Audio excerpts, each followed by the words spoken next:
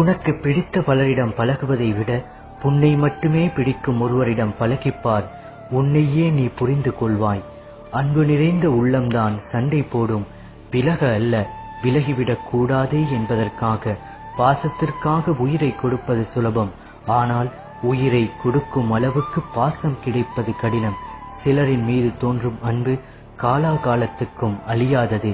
பேசாமலேயே இருந்துவிட்டால் அழிந்து போவது மொழிகள் மட்டுமல்ல, உறவுகளும் தான். உயிர் விட்டு போகும் வலியை விட உண்மையான உறவு விட்டு போகும் வலி மிகவும் கொடுமையானது. சிலரிடம் பேசினால் நிம்மதி, சிலரிடம் பேசாமல் இருந்தால் நிம்மதி.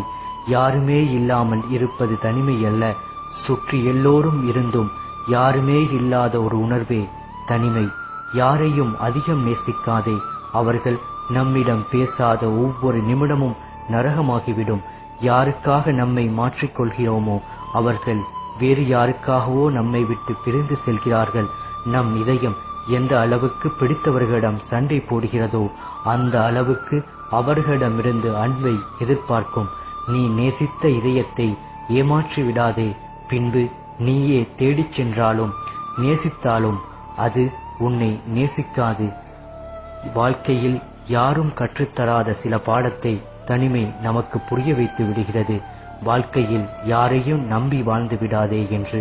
யாரிடம் அதிகம் அன்பு வைக்கிறோமோ பிரியும் நேரத்தில் அழுவது உன் கண்களாக இருக்காது, உன் இதயமாக இருக்கும்.